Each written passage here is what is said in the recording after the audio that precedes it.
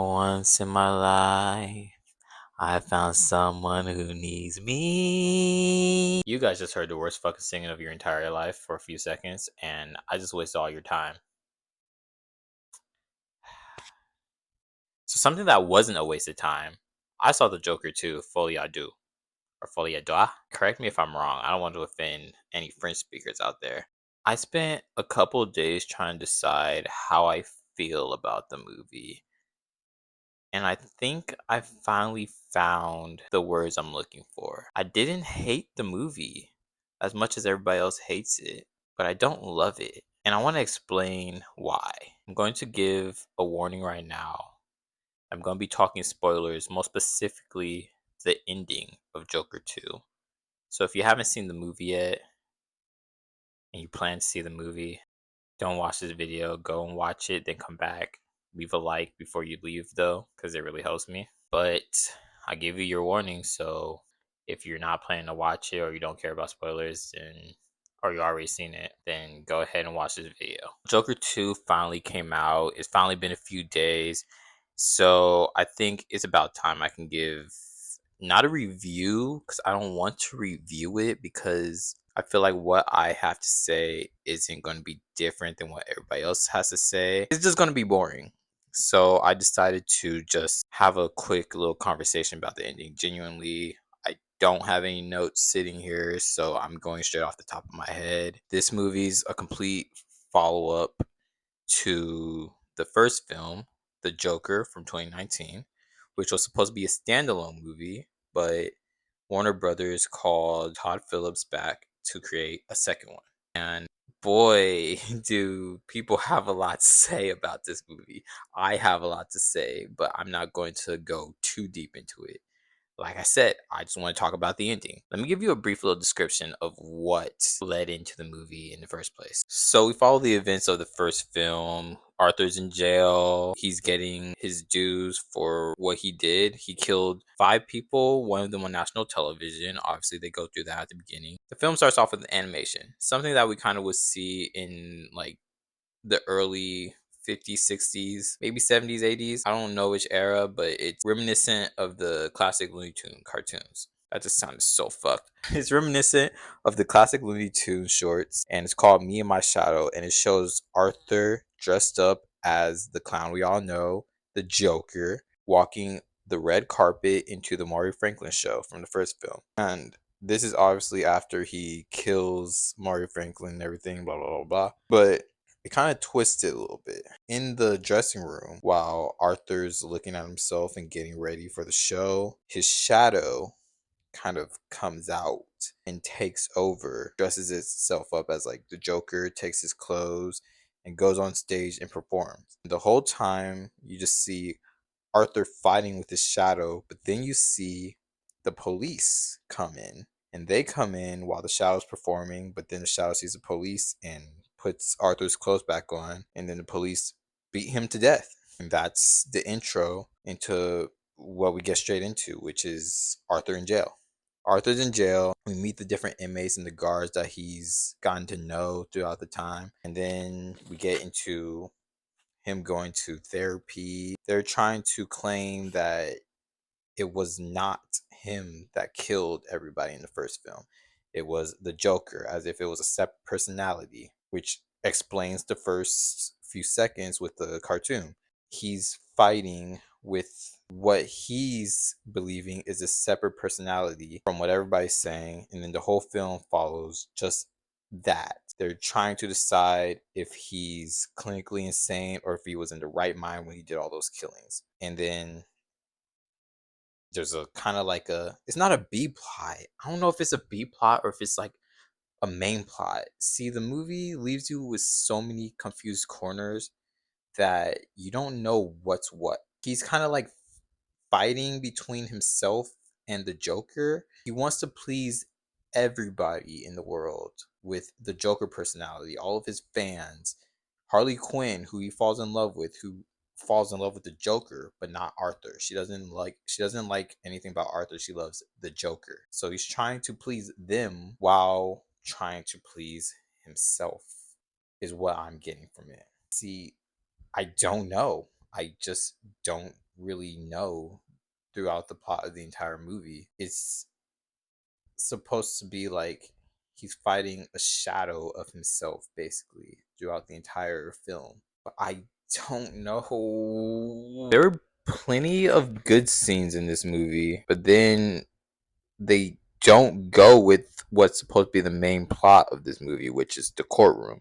There are plenty of great courtroom scenes, don't get me wrong. Like, I believe Zazie Beetz, when she returned as the neighbor from the first movie, she was a great little cameo. I didn't think she would come back, to be honest. I was surprised when I saw her face because she didn't come back for Deadpool 3. But then we get the Puddles guy. Forgot his first name, but his last name's Puddles. The interrogation between him and Arthur, I'm not going to say this like really genuinely. I'm not going to go too deep into this part again because everybody else has already talked about how amazing and thought out that this acting was. Like, this was the only part where we see the true Joker. Arthur goes into his Joker form. Let me actually back up. Let me back up. I'm like so in my head about this whole thing that I'm doing here to the point where I'm skipping important parts.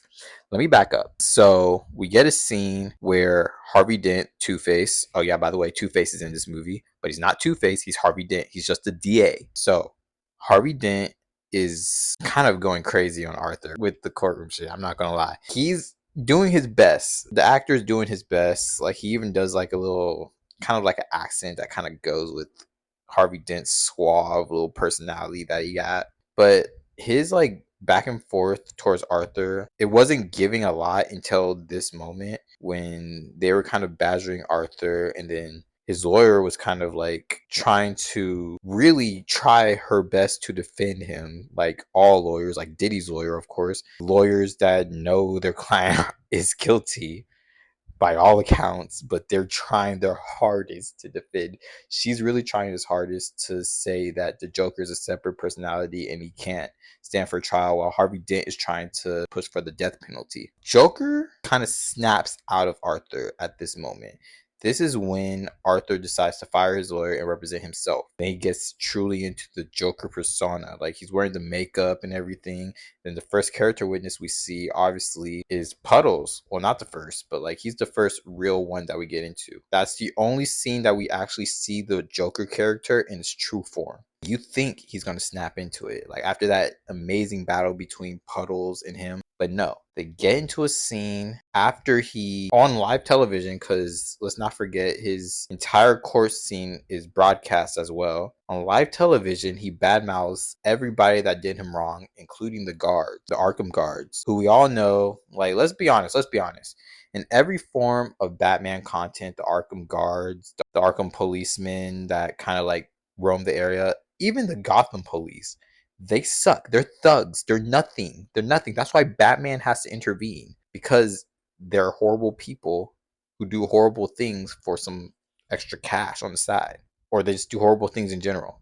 So it's no secret that we were going to get some horrible people to be the Arkham guards in this film as well. But we get into a scene where the Arkham guards does some terrible things to Arthur. We get into those scenes that they do this stuff to Arthur just to throw him back in his cell. And then an inmate that he kind of gets close with throughout the entire film defends him. But this guard that was kind of close to Arthur, that watched him like a hawk, the only guard that was kind of nice to him, he snaps and he goes to this friend of Arthur's, pulls him out of his cell, and you kind of like see him like start to wrap a towel around his neck, but you don't see like the scene. You're just hearing him choke him to death.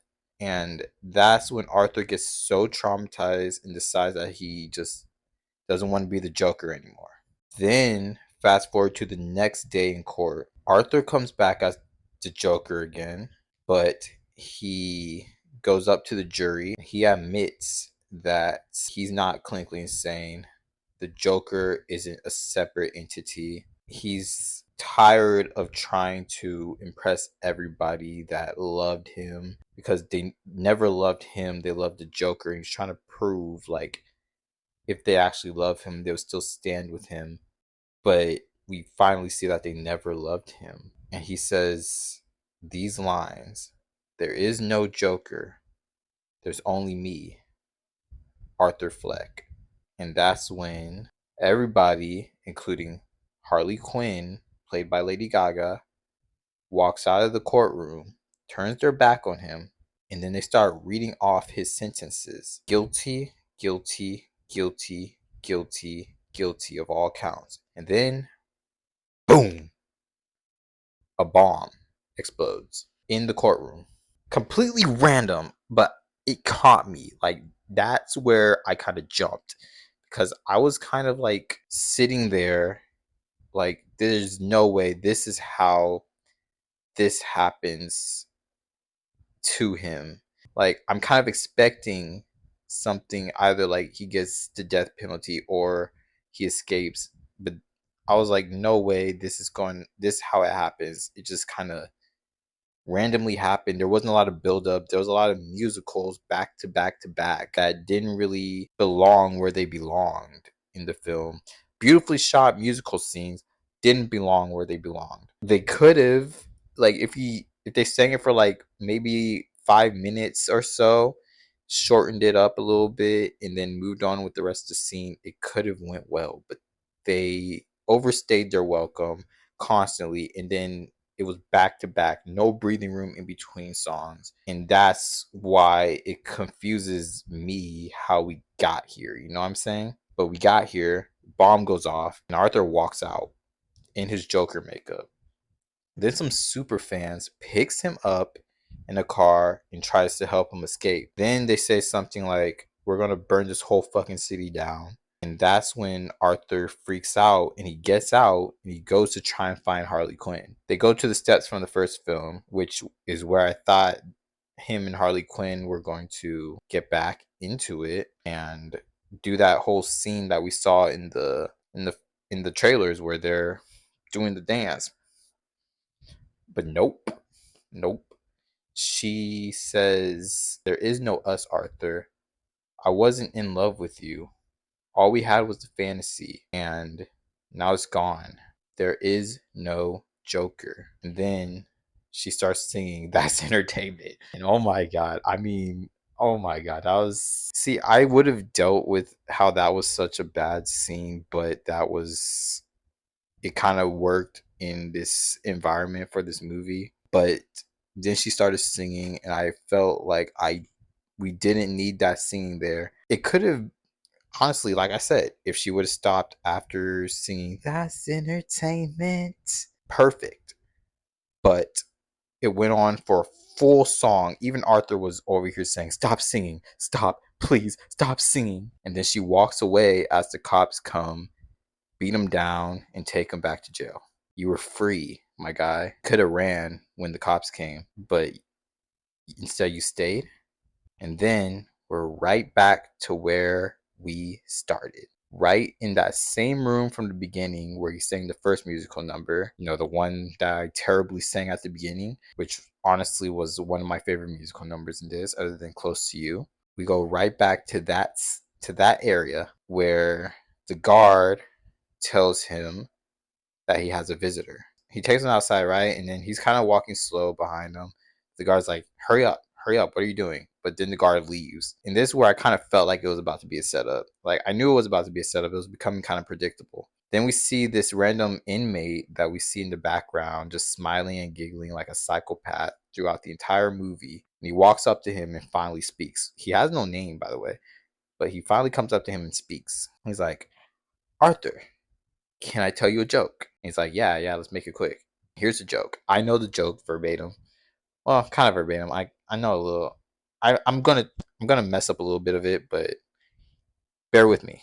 A psychopath walks into a bar and he sees this clown that he used to watch on TV all the time. Just drunk. So pathetic.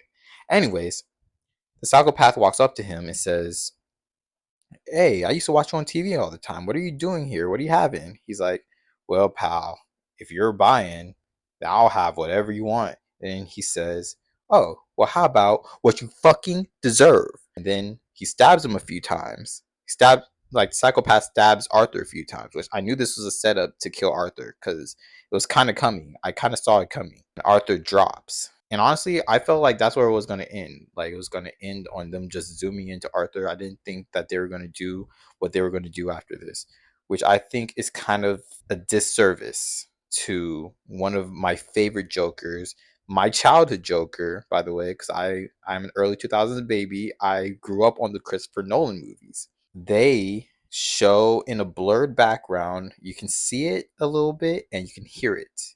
They show in a blurred background this psychopath taking his blade and cutting a smile into his face. Did you just make a fucking Heath Ledger reference that was not needed in this movie? I'm sorry. I'm sorry. I'm not going to bash this ending because I like this ending, but I don't like how they handled it. And I felt like it could have been way better without the Heath Ledger reference. But I'm not here to review shit. Let's get to what I think the message of this is. I think the message of this movie is it's basically Todd Phillips writing a big fuck you to us who have been criticizing the movie.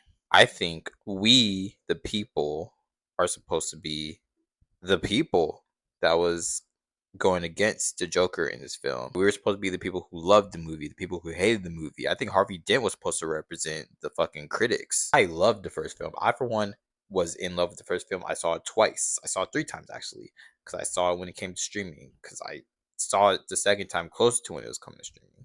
I dressed up as Joker for Halloween that year. Like I loved that first film, but this film fell short. And I feel like the ending was supposed to represent us bashing this film, like us killing this film if it didn't entertain us. Here's why I think this. All right.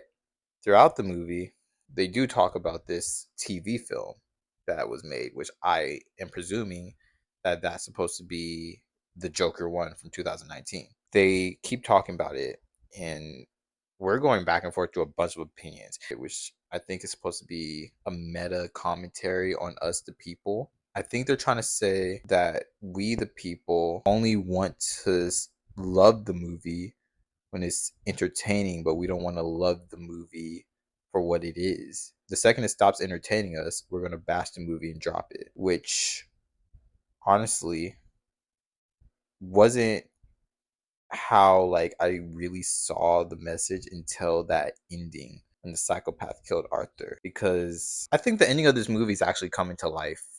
Like the ending message of this movie is coming to life with so many people shitting on this movie in general and turning their back on it because yeah, everybody wanted to watch an entertaining second film because the first film that you made in 2019 was so fucking good. We were expecting something like that in this film, no matter if we knew about the musical elements or not. It could have been a great musical follow up to the first film. The second everybody just realized they didn't like this movie or they realized some shit that they didn't like about this movie, like the musical elements, a lot of people were surprised about it. They're going to shoot it down and stomp on it like the dude did at the end of this movie, which is what everybody's doing now. They're fucking taking the shank and stabbing the movie because people aren't loving it, which I don't think it's a terrible movie. I think the writing was going to be there. Like there was an idea. Like I said, this message that I'm saying, you can see it in the movie, but the execution was not as perfect as like the first movie did. It's not that fucking serious. Like, yes, we want to be entertained by this movie because if it's not entertaining, if it's not giving us some form of entertainment to escape our real life, then is it really a fucking movie? Yeah, I get what you're trying to say with the movie, but it's not that serious. Don't get butthurt when people don't like the movie. I'll still rewatch the movie if I feel like I want to rewatch the movie, but I'm not going to say I love this movie. I'm going to say I enjoy the musical scenes. Lady Gaga was kind of unneeded. Like, other than the musical elements, she was kind of unneeded because they didn't use her enough. And I've seen her in movies. She's a great actor. I like some of the Gaga songs. What the fuck was she doing in this movie? Apparently, this film really wasn't supposed to be made. It wasn't needed either. I think the first film kind of did what it had to do in the one film, and it was supposed to be a standalone film, but I guess money talks, dude. Money talks. If you gotta make a sequel, gotta get that bag, make the sequel, whatever. You could even go the traditional route when it comes to especially bad sequels too. Like, could go the traditional route, but like I said, this isn't a bad sequel. It's just has some points to where it didn't hit as hard. And it could have been great if some elements were taken away. There was some good elements in this. The musical elements. Some people will say it was horrible. It didn't blend well with the film. But I say if that was a completely separate film in its own, it would have been a masterpiece because they were beautifully directed, beautiful musical sequences. If I have to put this film with a rating though, oh my god, I don't even like giving low first low rating. Oh god. It's gonna be a very, very low 1.5. And I'm only giving that point to the musical elements. The rest of it was very sloppily executed. There was an idea there, definitely, but they just I don't think they knew how to hammer it home. Those are my thoughts on the Joker 2 ending and my thoughts on the film as a whole. This has been a conversation with a very shitty YouTuber. But what did you guys think? Let me know in the comments because I really do want to hear everybody's opinions, what they think the message was, what they even thought about the film as a whole. Like, even if it's like one word or something, just give me something in the comments because I genuinely have been enjoying seeing everybody's thoughts on this film. I will be back. I will be black. Another one in the bag. SpongeBob food review, and then now I'm here with a little movie chat. Ooh, I'm in my bag right now. Going back to consistency, baby. All right, deuces. Why do birds suddenly appear every time you are near?